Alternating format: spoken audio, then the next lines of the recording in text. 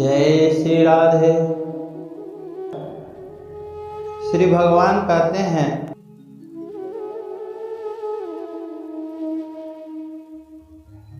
अनाश्रितः कर्म फलं कार्यं कर्म करोति यः,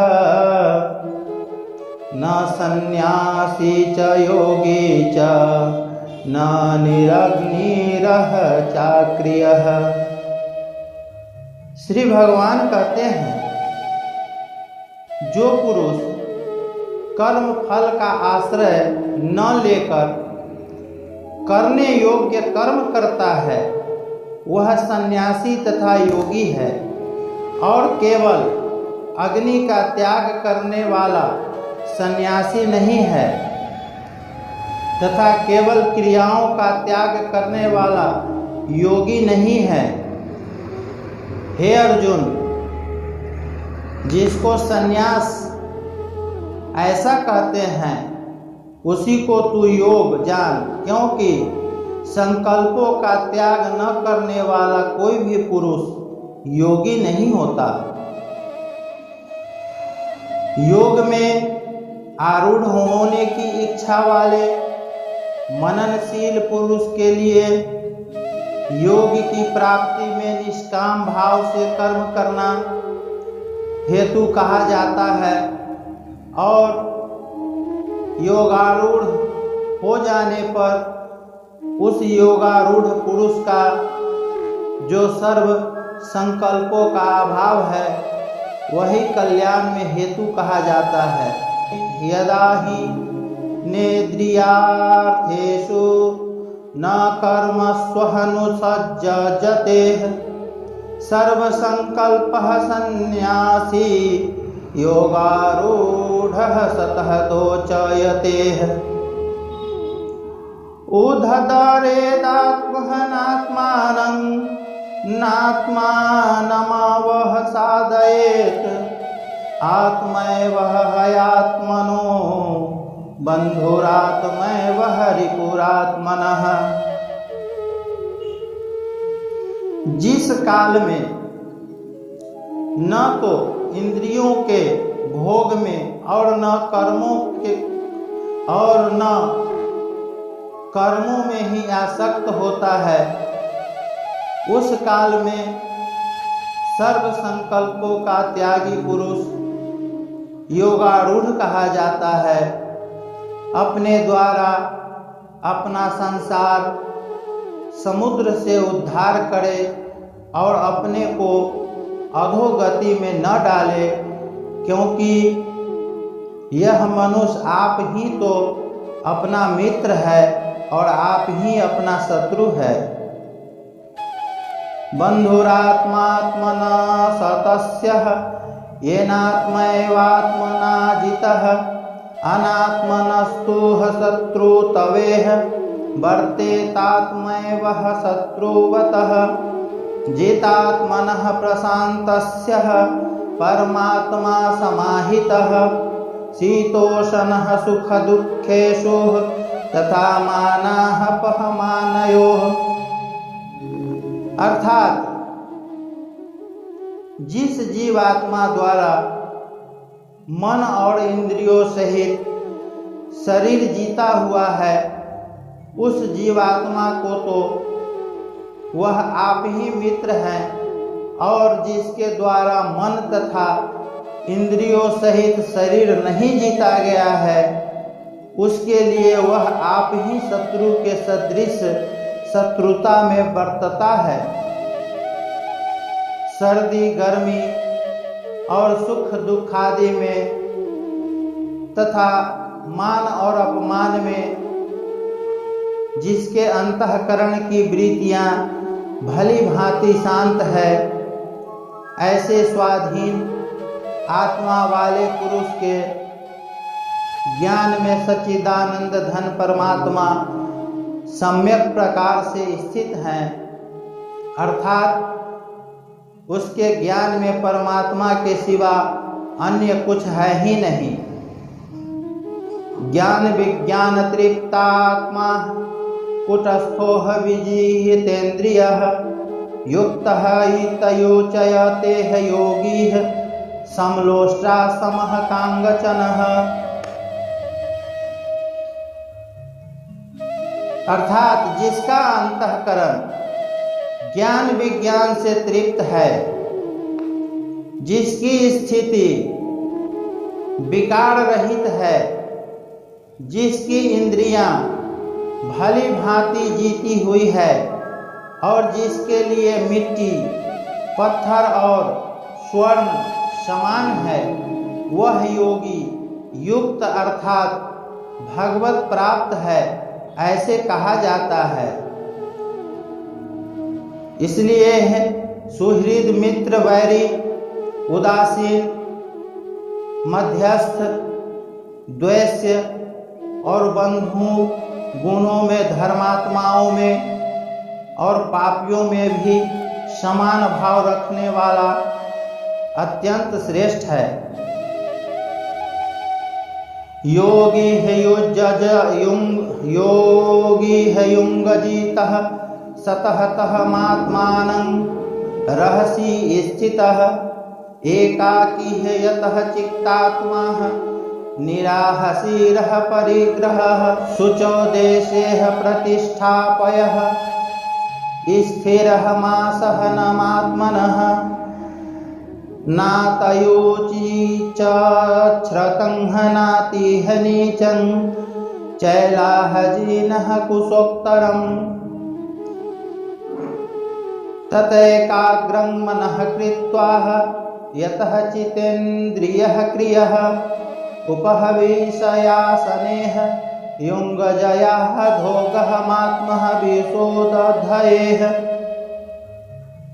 समङ्कायः शिरोग्रीवं धारयन्नः चलं स्थिरः सम्प्रेक्षयः नासिकाग्रं स्वं दिशः सचानः अवलोकयन्। अर्थात शुद्ध भूमि में जिसके ऊपर क्रमशः कुशा मृगछाला और वस्त्र बिछे हैं, जो न बहुत ऊंचा है और न बहुत नीचा, ऐसे अपने आसन को स्थिर स्थापन करके उस आसन पर बैठकर चित्त और इंद्रियों की क्रियाओं को बस में रखते हुए मन को एकाग्र करके अंतःकरण की शुद्धि के लिए योग का अभ्यास करें। काया सिर और गले को समान एवं अचल धारण करके और स्थिर होकर अपनी नासिका के अग्रभाग पर दृष्टि जमाकर अन्य दिशाओं को न देखता हुआ ब्रह्मचारी के व्रत में स्थित भय रहित तथा भली भांति शांत अंतःकरण वाला सावधान योगी मन को रोककर मुझ में चित्त वाला और मेरे परायण होकर स्थित होवे। बस में किए हुए मन वाला योगी इस प्रकार आत्मा को निरंतर मुझ परमेश्वर के रूप में लगाता हुआ मुझ में रहने वाली परमानंद की पराकाष्ठा रूप शांति को प्राप्त होता है। इसलिए हे अर्जुन, यह योग न तो बहुत खाने वाले का, न बिल्कुल न खाने वाले का, न बहुत शयन करके स्वभाव वाले का और न सदा जानने वाले का ही सिद्ध होता है। दुखों का नाश करने वाला योग तो यथा योग्य आहार विहार करने वाले का, कर्मों में यथा योग्य चेष्टा करने वाले का और यथा योग्य सोने तथा जागने वालों का ही सिद्ध होता है। यथा दीपोह निवाहत सथोह नेंगगतेह सोपामा माः संवृताः यथा दीपोः निवाहतस्थोः नेङ्गकतेः सोपमाः संवृताः योगिनोः यतः चित्तस्य युङ्गजतोः योगः महात्मानः यत्रोह परमतेह चित्तं निरोधधं योगः सेवयाः यत्र चैवात्महनात्मानं पश्यहनात्मनिः तुष्यते। अर्थात अत्यंत वश में किया हुआ चित्त जिस काल में परमात्मा में ही भली भांति स्थिर हो जाता है, उस काल में संपूर्ण भोगों से अस्पृहा रहित पुरुष योग युक्त है, ऐसा कहा जाता है। जिस प्रकार वायु रहित स्थान में स्थित दीपक चलायमान नहीं होता, वैसे ही उपमा परमात्मा के ध्यान में लगे हुए योगी के जीते हुए चित्त की कही गई है। योग्य के अभ्यास से निरुद्ध चित्त जिस अवस्था में उपराम हो जाता है और जिस अवस्था में परमात्मा के ध्यान से शुद्ध हुई सूक्ष्म बुद्धि द्वारा परमात्मा को साक्षात करता हुआ सच्चिदानंद धन परमात्मा में ही संतुष्ट रहता है, इंद्रियों से अतीत केवल शुद्ध हुई सूक्ष्म बुद्धि द्वारा ग्रहण करने योग्य जो अनंत आनंद है, उसको जिस अवस्था में अनुभव करता है और जिस अवस्था में स्थित यह योगी परमात्मा के स्वरूप से विचलित होता ही नहीं। परमात्मा की प्राप्ति जिस लाभ को प्राप्त होकर उससे अधिक दूसरा कुछ भी लाभ नहीं मानता और परमात्मा प्राप्ति रूप जिस अवस्था में स्थित योगी बड़े भारी दुख से भी चलायमान नहीं होता, जो दुख रूप संसार के संयोग से रहित है तथा जिसका नाम योग है, उसको जानना चाहिए। वह योग न उकताए हुए अर्थात धैर्य और उत्साह युक्त चित्त से निश्चय पूर्वक करना कर्तव्य है। संकल्प से उत्पन्न होने वाली संपूर्ण कामनाओं को निःशेष रूप से त्याग कर और मन के द्वारा इंद्रियों के समुदाय को सभी ओर से भली भांति रोककर क्रम से अभ्यास करता हुआ उपरति को प्राप्त हो तथा धैर्य युक्त बुद्धि के द्वारा मन को परमात्मा में स्थिर करके परमात्मा के सिवा और कुछ भी चिंतन न करे। यह स्थिर न रहने वाला और चंचल मन जिस शब्दादि विषय के निमित्त से संसार में विचरता है, उस विषय से रोक कर यानी हटाकर उसे बार बार परमात्मा में ही निरुद्ध करे। क्योंकि जिसका मन भली प्रकार शांत है, जो पाप से रहित है और जिसका रजोगुण शांत हो गया है, ऐसे इस सच्चिदानंद धन ब्रह्म के साथ एक ही भाव हुए योगी को उत्तम आनंद प्राप्त होता है। वह पाप रहित योगी इस प्रकार निरंतर आत्मा को परमात्मा में लगाता हुआ सुखपूर्वक परम ब्रह्म परमात्मा की प्राप्ति रूप अनंत आनंद का अनुभव करता है। सर्वभूतस्थमात्मानं सर्वभूतानि हि चात्मनिः इरः क्षतेः योगः युक्तात्मा सर्वत्र समः दर्शनः।